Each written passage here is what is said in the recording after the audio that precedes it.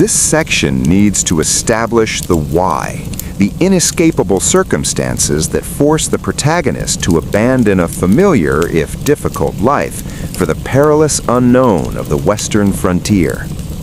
1. The protagonist's immediate world. Setting the scene. Define the specific location and time period, e.g. Ohio Valley, 1840s, New England Farm, 1850s. Use sensory details to paint a picture of stagnation. Focus. The protagonist's farm, shop, or trade. Emphasize its small size, worn condition, and the sheer effort required to maintain it, yielding little reward. The protagonist, name, age, state of mind. Introduce the character with a sense of quiet desperation and resilience. They should be practical, hard-working, and deeply responsible for others, family, debt, etc.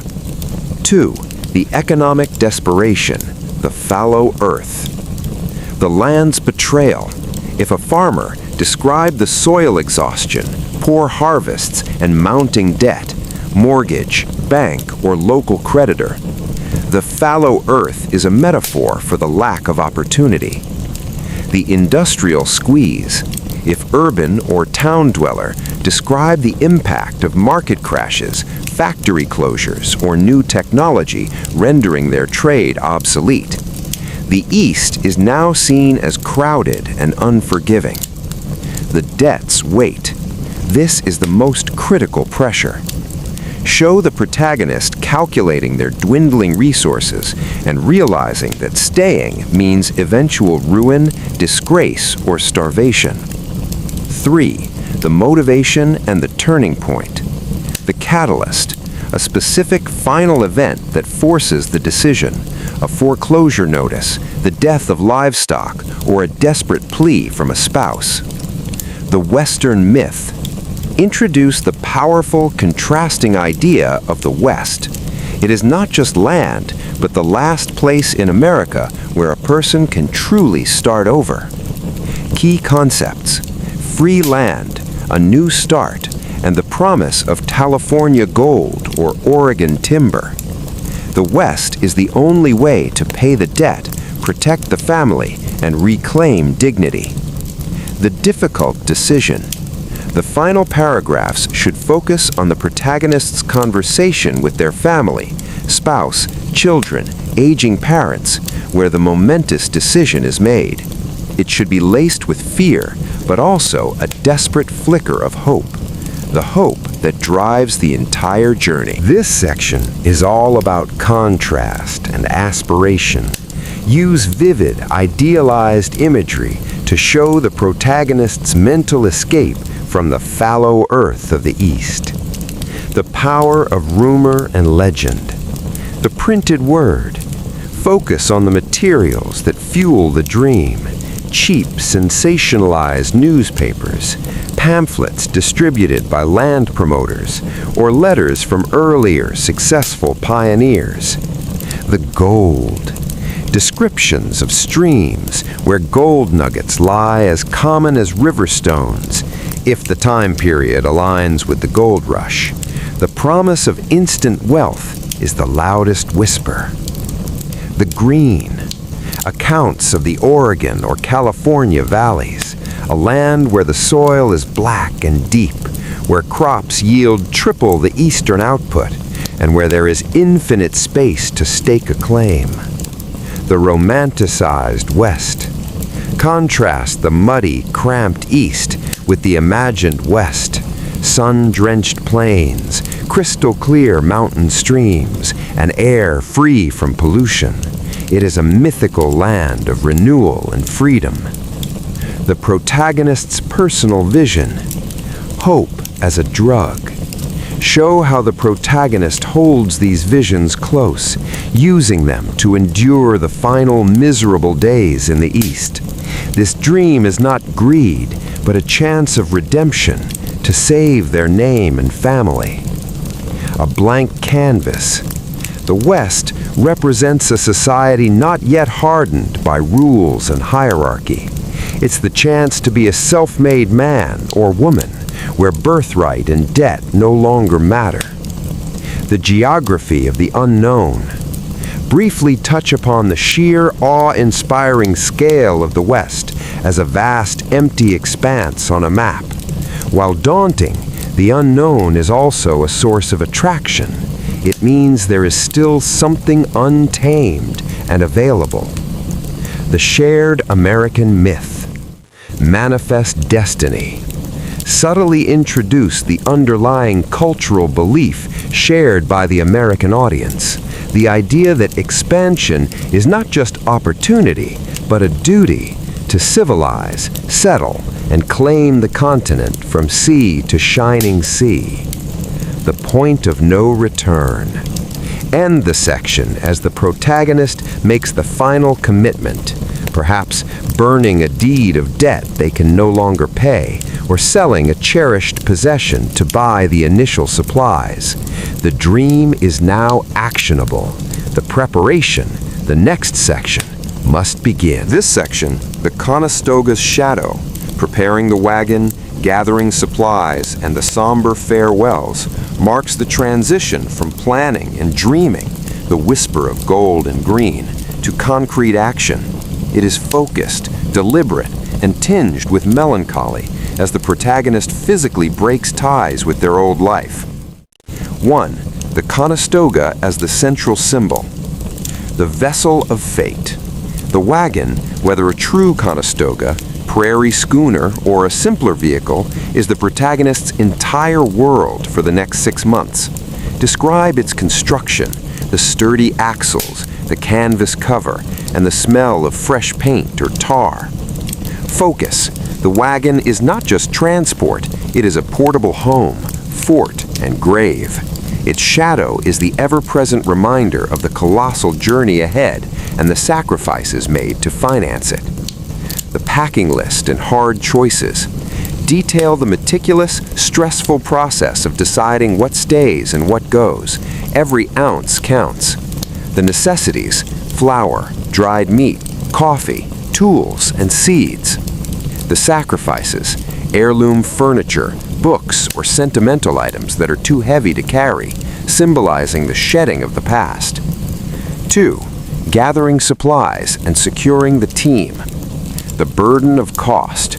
Show the final financial drain, selling almost everything to afford the oxen, mules, or horses necessary for pulling the massive load. The protagonist is now truly all in. The right tools. Detail essential equipment: a rifle and powder, a shovel and an axe, and a heavy iron pot. These items represent the skills and violence needed to survive the wilderness. The draft animals. Introduce the oxen or mules. They are the engine of hope, and the protagonist must already worry about their stamina and health, which are directly tied to the family's survival. The somber farewells. Final goodbyes. Focus on the departure scene. It should be quiet and emotionally devastating, not triumphant. The neighbors gather, not to celebrate, but to witness a gamble, with some offering quiet prayers and others thinly veiled warnings of disaster. The loved ones left behind, the hardest farewell, perhaps an elderly parent, a sibling, or a close friend. The farewell must carry the weight of permanence, as mail is uncertain and return unlikely. Looking back, the section should culminate in the wagon pulling away from the old life. The protagonist takes one last look at the place of their birth, the fallow earth, and realizes that even if they fail in the West, they can never truly come back to this. The journey has begun. This section, meeting at the Missouri's edge, the convergence of various families and characters at the starting point of the Oregon Trail, shifts the narrative focus from the protagonist's solitary journey preparation to the bustling, volatile, and necessary community they must now join. The Missouri river towns like Independence, St. Joseph, or Council Bluffs were the jumping-off points, the last outpost of organized civilization before the wilderness. 1. The chaos of the staging town. Sensory overload. Describe the scene, The noise of 100 oxen, the smell of dust, sweat, and cheap whiskey, and the cacophony of different accents and dialects. This is a place of raw energy and desperation. The last amenities. The protagonist interacts with merchants selling last-minute, overpriced supplies, blacksmiths working night and day, and swindlers or professional gamblers looking to fleece the naive travelers. The emotional atmosphere. The air is thick with anticipation. There are people excited and boastful, alongside those silently consumed by fear and second thoughts. 2. The convergence of characters. The protagonist's view. Show the protagonist, who has been focused solely on their own preparations, suddenly realizing the sheer scale of the migration. They are one small wagon among hundreds. The initial introductions. Introduce several key supporting characters who will be vital for the journey and the story. The experienced hand. A seasoned frontiersman or a family that has attempted the trip before, a potential leader or a source of cynical wisdom. The idealist, a young, naive family driven purely by romantic notions of the West, highlighting the protagonist's grounded realism. The antagonist, subtle, a difficult, overly demanding, or secretive character who will be a source of conflict later. Forming tentative bonds. The common ground is the destination, but the immediate necessity is finding a wagon train, a cooperative group large enough for defense and mutual aid. 3. Selection and scrutiny. Choosing the company. This is a life or death decision. Wagon train members scrutinize each other's equipment, resources, and character. A weak link endangers everyone. Establishing the dynamic. The protagonist must prove their worth, demonstrate their competence with a rifle, their oxen, or a specific skill, like carpentry or doctoring. The last look east. The section concludes with the group finally organizing and the wagons rolling toward the ferry or the last official boundary sign, officially leaving the United States behind. The real journey, beyond the Missouri's shadow, is now minutes away. This section, the unspoken oaths, establishing the rules, fears, and tentative alliances among the wagon train members, focuses on the crucial social and organizational structure necessary for survival on the trail. It's where a collection of strangers must quickly forge a functional, albeit strained, community. The necessity of order. Electing the captain. The group must choose a leader, often an experienced man who owns the most or best wagons. This process should be contentious and reflect the different personalities introduced in the previous section. Focus. The captain's authority is absolute on the trail, but often challenged. He is the arbiter of disputes, the planner of the route, and the director of defense. Drafting the rules, the unspoken oaths. The wagon train creates a rudimentary set of laws, which are the unspoken oaths.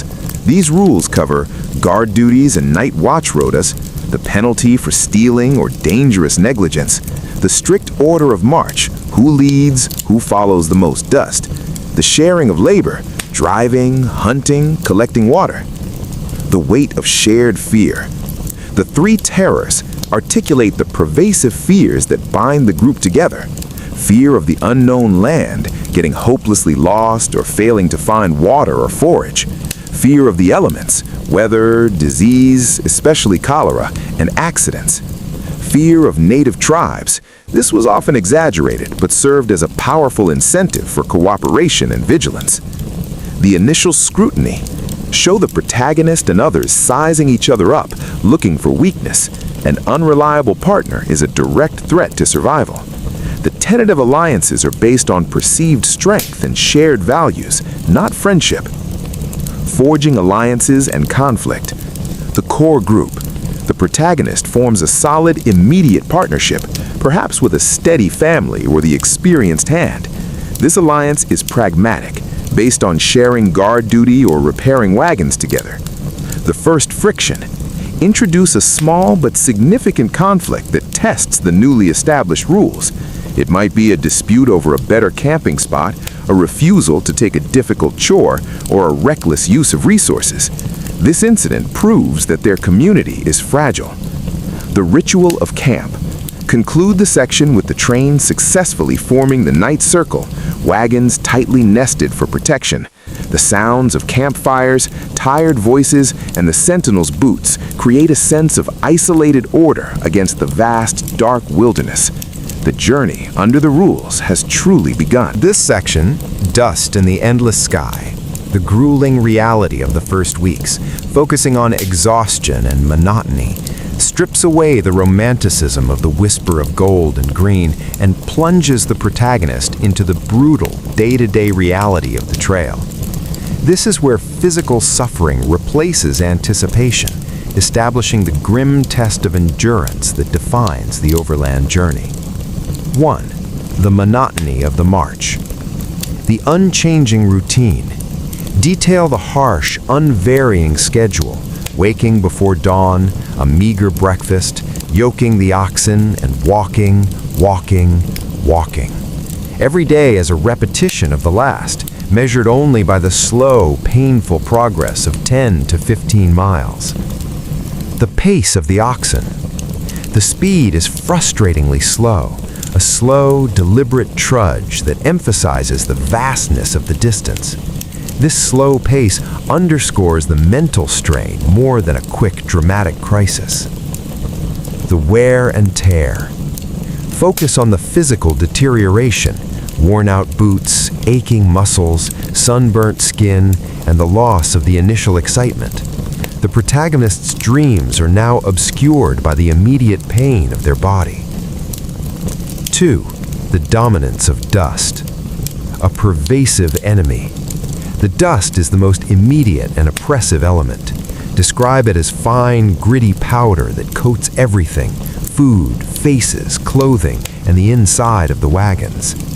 Sensory detail.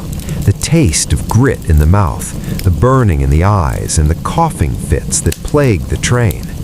The dust makes the act of breathing an effort. The endless sky. Emphasize the lack of landmarks or trees in the early plains sections. The sky is immense, indifferent, and the only constant, visually reinforcing the feeling of being a small speck lost in an unforgiving expanse. The shift in interpersonal dynamics.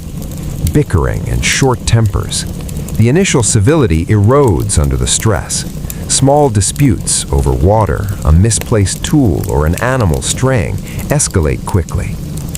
The burden on women and children. Highlight the difficult tasks of finding fuel, buffalo chips, rationing water, and tending to the sick while constantly walking or bouncing inside the wagons. The protagonist's resilience. Show how the protagonist manages their own fatigue and keeps their family moving. Their motivation shifts from idealism to simple, dogged determination. They have gone too far to turn back. The section should end with the first signs of the toll taken, perhaps a piece of crucial equipment breaking or an animal showing signs of fatigue, underscoring that the monotonous reality is quickly becoming dangerous. This section, the ferryman's price, crossing the major rivers, e.g. Platte or Missouri, and the peril of water, introduces a sudden dramatic obstacle, the rivers that break the monotony of the dusty plains. It's a moment of high danger, financial outlay, and crucial decision-making. 1. The river as an obstacle and a gatekeeper. The scale and danger. Describe the river, likely the Platte or one of its tributaries further west, not as a peaceful stream, but as a vast, unpredictable, and dangerous force. Focus on its appearance, the wide, often shallow, but deceptively fast current, quicksand or muddy banks. A bottleneck. The crossing point is a major bottleneck on the trail. Wagons pile up, creating a chaotic scene of travelers waiting their turn. The price. Introduce the ferryman, either a paid professional with a flatboat, a major expense, the price mentioned in the title, or a Native American group demanding a toll in goods or coin. This expense further strains the protagonist's already thin resources. 2.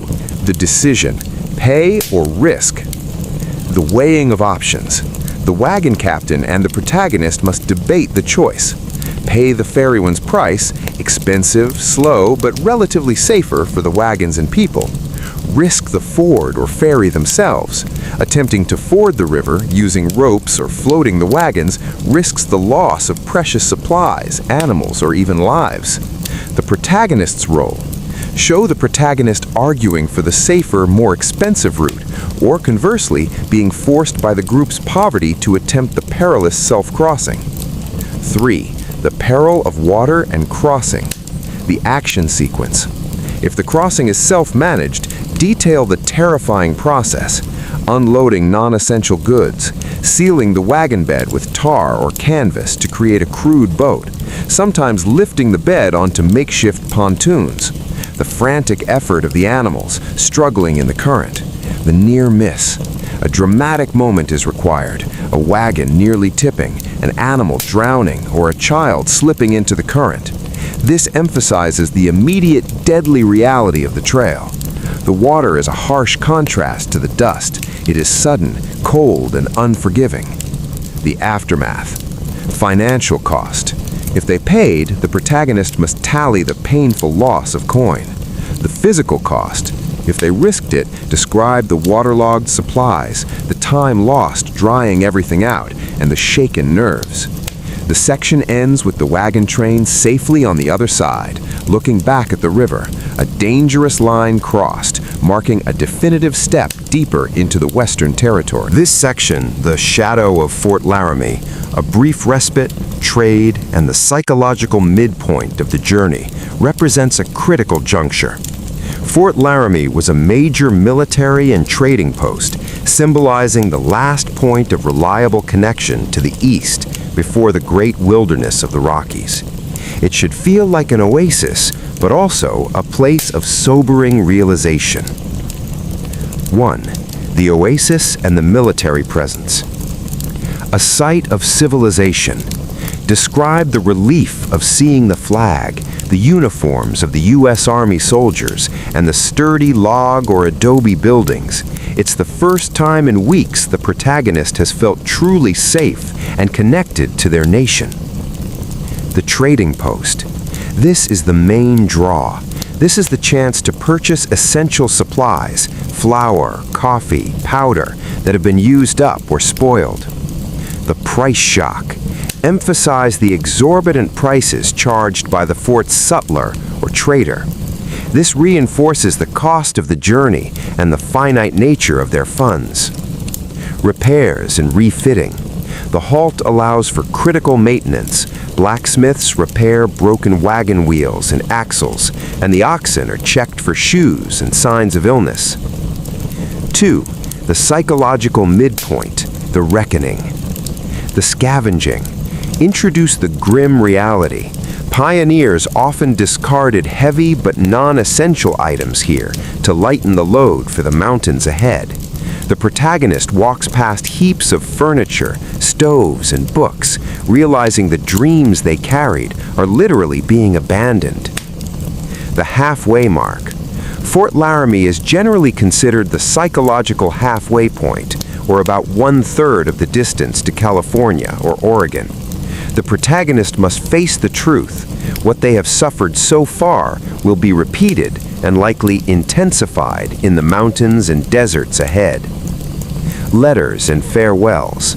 The opportunity to send the last reliable mail back east. This scene should be poignant. The protagonist writes a letter full of forced optimism, hiding the reality of the trail from those left behind. This is the final severance from the old world. Gathering information and meeting others. Trail gossip and warnings. The protagonist overhears conversations with grizzled mountain men, soldiers, and travelers heading back east. These conversations are full of dire warnings about dangerous passes, hostile tribes further west, or the difficulty of the trail ahead. Conflict with the army. A brief, tense encounter with the military, perhaps over the price of supplies or a rule enforcement, reminding the protagonist that even this safe space is governed by strict external authority. The section should end with the wagon train pulling out, the fort shrinking behind them. The respite is over, and the journey now feels irreversible and even more daunting as they are truly entering the domain of the wilderness, no longer just the plains. This section, Vigil in the Black Hills, encounters with local Native American tribes, not necessarily hostile but tense and uncertain, moves the narrative into a region where the pioneers are truly trespassers.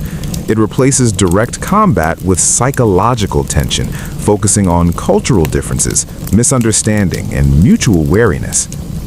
Entering sacred territory. The change in landscape.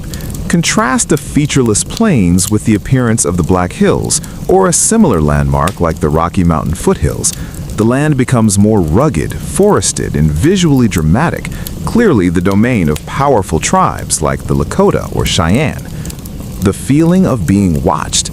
The protagonist and the train members feel an immediate primal sense of surveillance. They see signs of presence, fresh pony tracks, smoke in the distance, or carefully concealed watchers on the high ridges, reinforcing that they are now the intruders. The heightened vigil. The wagon train implements strict new security measures. The night guard is doubled, and sleep is restless. The vigil is the constant, draining mental tension of expecting contact at any moment. The initial encounter. Tension, not violence. Appearance of the group. A small group of Native American riders, example, Lakota Scouts, appears on the horizon or approaches the camp. Describe them through the eyes of the fearful, uncomprehending pioneers, proud, silent, and powerfully adapted to the environment. The cultural barrier, the difficulty of communication, using gestures, simple words, or a rare interpreter. The interaction is a series of slow, careful movements. The purpose. The tribe's objective is usually practical, demanding tribute, a toll for passage, trading necessary goods, moccasins for tobacco or coffee, or simply assessing the size and intent of the white migration. The unspoken uncertainty. The protagonist's dilemma. The protagonist must balance the need for caution with the necessity of appearing strong and non-threatening. Any perceived insult or weakness could lead to disaster. Trading at a disadvantage. The exchange of goods is tense. The pioneers resent giving up valuable supplies, and the Native Americans view the items, like flour or cheap trinkets, with skepticism, knowing the real wealth is the land itself. A moment of connection, or lack thereof. Include a brief non-verbal exchange where the protagonist tries to gauge the intentions of a tribal member. A shared look, a moment of mutual curiosity, instantly undercut by the overwhelming cultural divide and historical mistrust. The section ends with the tribal group riding away, leaving the pioneers physically untouched but profoundly shaken. The wagons continue, but the journey is now marked by a new, more complicated fear, that of coexisting with the original owners of the land. This section, the unseen hand of sickness, the outbreak of cholera or other trail diseases, and the inevitable losses, focuses on the most common and often deadliest threat faced by pioneers: invisible disease. Unlike a river or a mountain, sickness is insidious and cannot be fought with a rifle or an axe. 1. The stealthy arrival. Initial symptoms. The beginning should be subtle, a sudden onset of cramps, fever, or extreme exhaustion, initially dismissed as common trail fatigue or bad food. The rapid spread. Sickness, likely cholera due to contaminated water sources along the heavily used trail, spreads quickly through the closely packed wagons. Fear mounts as families realize they are dealing with something they cannot see or outrun. The helplessness. Emphasize the lack of effective medicine.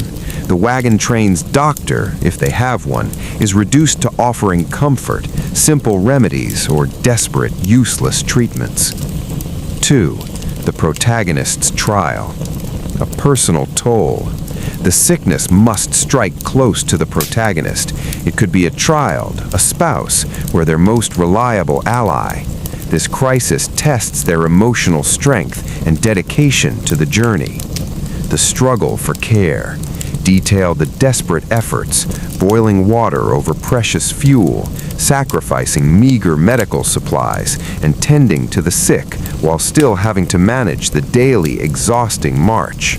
The captain faces impossible choices: slow the train for the sick or risk the health of the entire group. The collapse of order. The established rules and alliances falter under the pressure of mass illness. Everyone becomes suspicious of everyone else's health. The order and confidence established by the unspoken oaths begin to break down. 3. The inevitable losses and burials. The grave sites. The section culminates in the grim reality of the trail, the burials. These must be hurried, shallow, and heartbreakingly simple. The ritual. The protagonist and other men carve names into wooden markers or rocks, often obscuring the location or the name to prevent grave robbing by outsiders or subsequent travelers. The emptied wagon, the most potent symbol of loss. Is the newly emptied wagon. The belongings of the deceased are quickly dealt with, perhaps auctioned off or destroyed, and the wagon is often repurposed or abandoned. A sobering realization. The section closes with the wagon train pulling away, leaving a fresh grave behind. The protagonist realizes the true cost of the journey is not just money or comfort, but life itself. The unseen hand has thinned their ranks, and the remaining miles feel heavier than ever before. This section, Buffalo Storm and empty cartridges, a hunt, a close call, and the ever-present need for provisions, injects necessary action and tension, reminding the reader that the pioneers must rely on their own skills and the harsh bounty of the land for survival. It highlights the twin dangers of the environment and the scarcity of resources. 1. The necessity of the hunt. Dwindling stores. Open the section by emphasizing the low state of provisions. The earlier sicknesses, trading, and long march have depleted the flour and salted meat. The train must secure fresh meat to avoid starvation. Sighting the herd. The sighting of a massive buffalo herd, or bison, is initially a moment of exhilarating relief, a vast mobile larder. The hunting party. The protagonist joins the few capable hunters in the train. Detail the tactics, approaching downwind, the danger of riding horses near the immense animals, and the critical importance of a clean shot to conserve valuable powder and lead. The moment of action. Describe the chaos, sound, and smell of the hunt. This is a thrilling but dangerous sequence, far removed from the dust and monotony. The near miss. The close call is crucial. The protagonist or a key supporting character is almost trampled, thrown from their horse, or momentarily endangered by a herd member turning on them. This demonstrates the fragility of their control over the wild environment. The hard reality of the kill. The sheer labor of butchering the massive animals is described, a bloody, necessary, and swift process, carried out under the constant threat of scavengers or other dangers. Empty cartridges and resource scarcity. The powder and lead, the hunt uses up precious ammunition. As the protagonist cleans their rifle, they examine their remaining supply of powder and lead. The sight of empty cartridges, or dwindling powder horn, brings the stark realization every shot fired costs them a measure of future defense or future food. Preservation and waste. Show the methodical process of drying and preparing the buffalo meat, jerky, to prevent spoilage. There can be no waste. The environmental cost. Briefly touch upon the sheer scale of the waste left behind by massive hunts, the bones and unused parts, hinting at the massive, unsustainable scale of the migration and the ecological change it represents. The section concludes with the wagon train enjoying a temporary feast, followed by the sober understanding that the hunger will return, and the dangerous gamble on provisions must be repeated again and again. This section, A Pioneer's Justice, internal conflict within the group leading to a moral crisis or necessary judgment, addresses the critical moment when the strained rules and tenuous alliances of the wagon train are pushed to the breaking point. It tests the very foundation of their makeshift society and the protagonist's moral character. 1. The conflict and the crime. The catalyst. Introduce the specific violation of the unspoken oaths from Section 5. This crime must be severe enough to threaten the safety and survival of the whole group, demanding immediate collective action.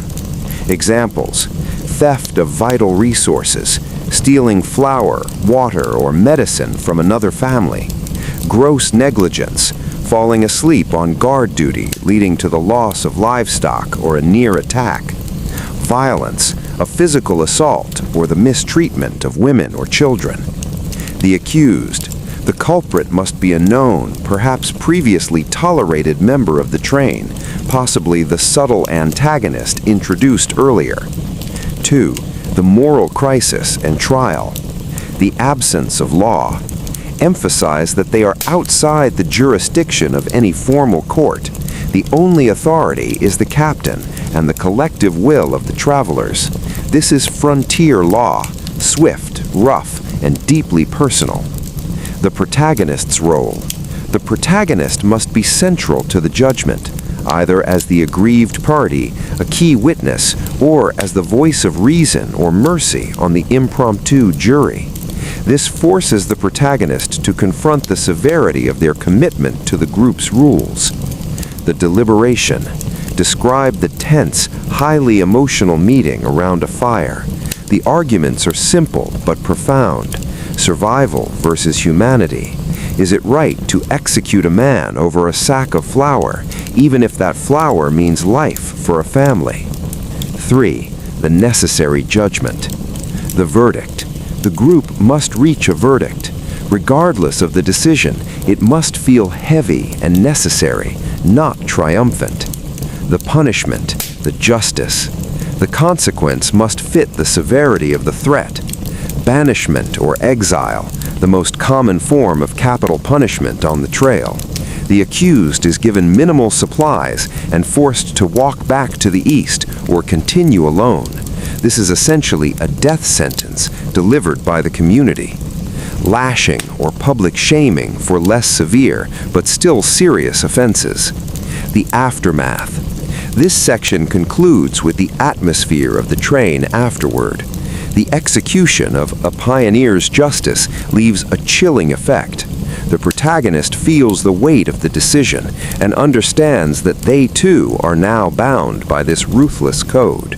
The community is intact, but forever changed by its choice to become judge and jury. This section, Sublime Despair at the Great Divide, the physical and emotional peak of the journey at the Continental Divide, marks the final, crushing physical challenge of the journey's central phase.